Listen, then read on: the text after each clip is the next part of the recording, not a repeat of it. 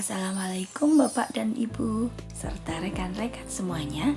Ini adalah aksi nyata topik 1, memberikan pemahaman tentang Merdeka Belajar. Merdeka Belajar digagas berdasarkan pandangan Ki Hajar Dewantara mengenai pendidikan yang memerdekakan dan contoh penerapannya. Berikut adalah 3 poin utamanya.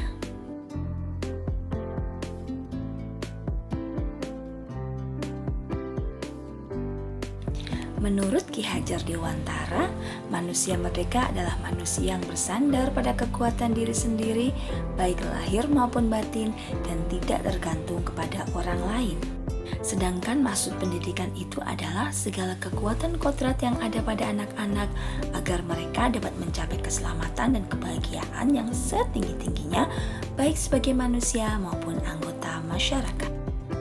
Ki Hajar Dewantara mendefinisikan pendidikan sebagai tuntunan, yaitu tuntunan dalam hidup tumbuh murid.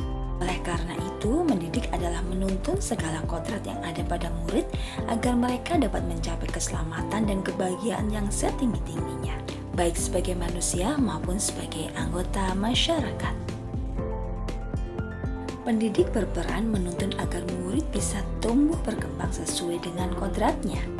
Pendidik juga harus berupaya membangun dan menjaga suasana lingkungan yang kondusif agar setiap murid dapat bertumbuh dan berkembang sesuai dengan kodratnya. Pendidik tidak dapat menentukan tumbuh hidup muridnya, tapi menuntun tumbuh dan hidupnya kekuatan-kekuatan dengan memajukan perkembangan budi pekerti, pikiran, dan jasmani murid agar dapat memperbaiki perilakunya serta menuntun agar murid bisa tumbuh berkembang sesuai kodratnya. Ki Hajar Dewantara menggagas sistem Among sebagai esensi dari Merdeka Belajar. Dan berikut adalah tabel perbandingan sistem pendidikan kolonial Belanda dengan gagasan Ki Hajar Dewantara.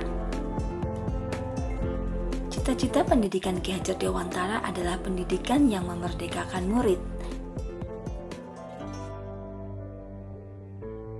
Lalu, apa yang dapat kita siapkan sebagai guru? Di antaranya adalah memiliki naluri mengajar yang sesuai dengan perkembangan zaman, memberikan tuntunan yang baik kepada murid, dan memberikan hak kepada murid untuk mempelajari ilmu pengetahuan sesuai keinginan dan bakatnya, menyiapkan pagar pelindung untuk menjaga potensi yang sedang tumbuh dalam diri murid, serta memandang murid sebagai manusia secara utuh dalam mendampingi murid, menentukan tujuan belajar, merencanakan pembelajaran sesuai kebutuhan murid.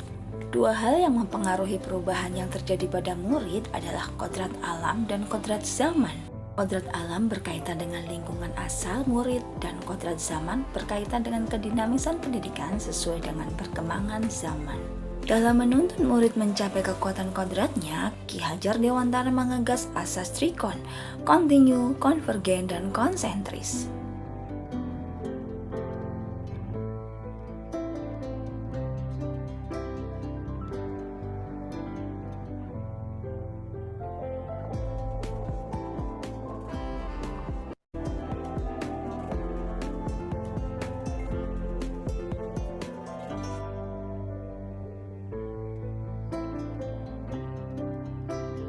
Hal penting dalam pendidikan adalah menumbuhkan budi pekerti, yaitu perpaduan antara cipta, rasa, sehingga menghasilkan karsa, di mana keluarga merupakan tempat utama dan paling baik dalam melatih karakter anak.